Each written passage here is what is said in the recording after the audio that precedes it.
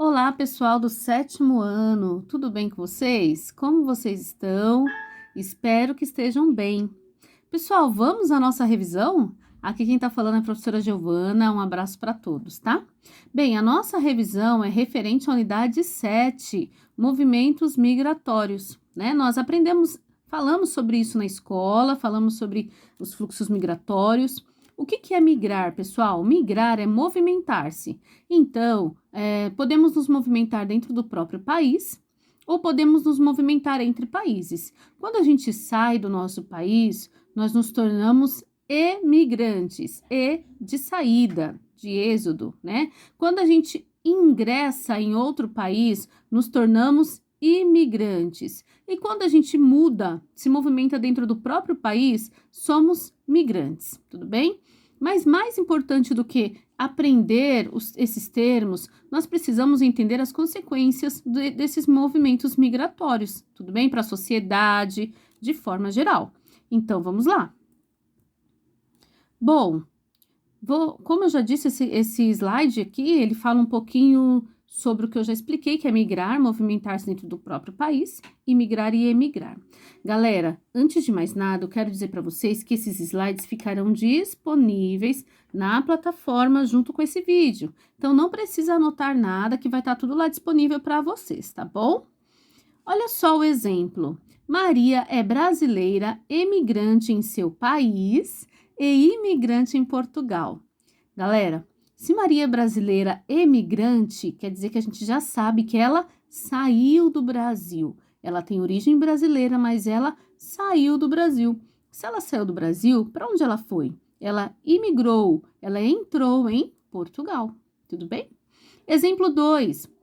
Ana migrou para São Paulo em busca de emprego, ou seja, Ana não saiu nem entrou em determinado país, ela movimentou-se dentro do próprio país. Quando a pessoa movimenta-se dentro do próprio país, a gente chama de migrante, ok?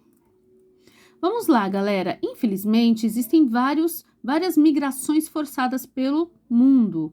Em geral, é por perseguição religiosa. Então, vamos supor que a pessoa ela tenha uma religião que não seja uma religião oficial daquele país, ou que tenham muitos radicais de outras religiões que não aceitam. E aí, essa pessoa, ou ela é obrigada a aceitar determinada religião do país, ou se ela se declarar de outra religião, geralmente ela precisa fugir, porque senão ela pode sofrer várias punições, até mesmo com a morte dela, dos familiares, tá bom?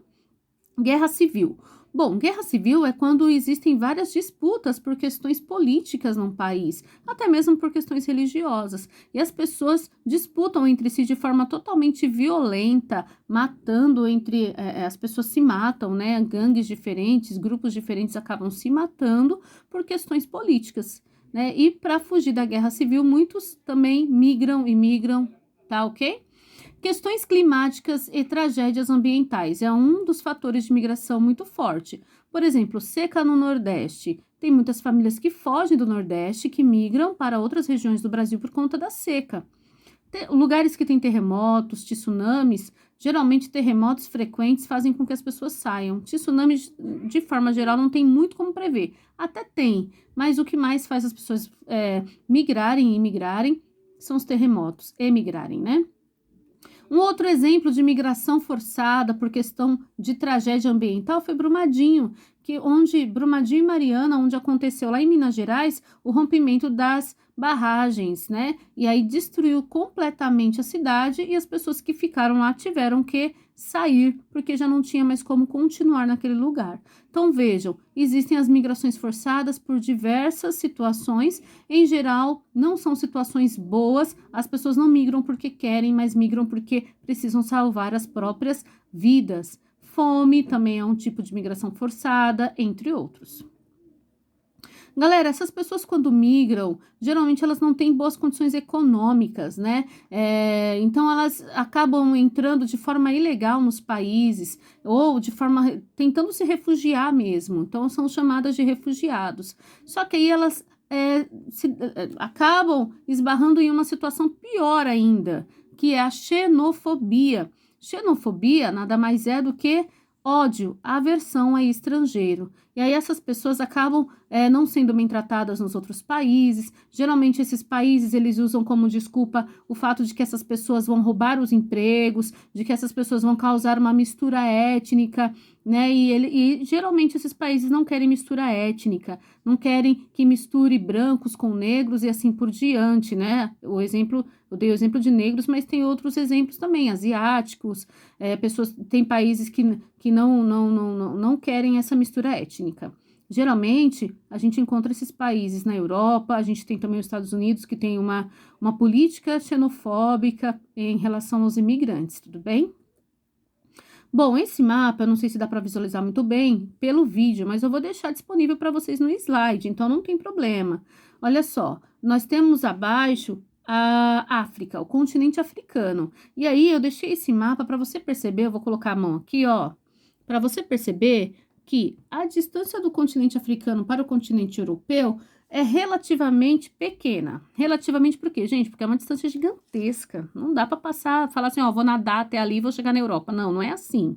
É uma distância gigantesca. Mas quando a gente considera o Oceano Atlântico e outros oceanos, é uma distância relativamente pequena. Então, os africanos, fugindo das situações de crise, das situações que eu já falei lá no começo do vídeo, eles tentam atravessar essa região a barco. Só que como eles não têm uma situação econômica muito boa, eles também não têm boas condições para ter um barco. Então, de forma geral, eles utilizam botes infláveis, barcos pequenos, né? Que não são, e são muito lotados, super lotados. E, infelizmente, muitos acabam morrendo na tentativa de atravessar. E aí a gente pensa, poxa, então por que eles tentaram uma coisa tão perigosa?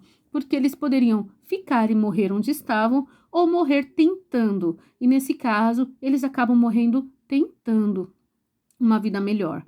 Muitas crianças, muitas mulheres, muitos doentes, muitos ficam à deriva, sem comida e sem água há muito tempo, até conseguir chegar em algum lugar. E, infelizmente, pessoal, quando eles chegam na Europa, eles são tratados de forma totalmente xenofóbica, tá? Bom, galera, essa revisão foi rápida porque a gente já teve aula lá no SESI, em Ferraz, então eu só relembrei vocês. Então vamos lá, agora é com vocês. Na nossa aula online, eu vou esperar a resposta das seguintes perguntas. Você considera o Brasil um país xenofóbico? Pessoal, tem que justificar a sua resposta. Como as migrações forçadas afetam a vida das famílias? Né? Então a pessoa ela foi obrigada a sair do país, do lugar onde ela mora, por qualquer que seja a situação, como que a vida dela é afetada?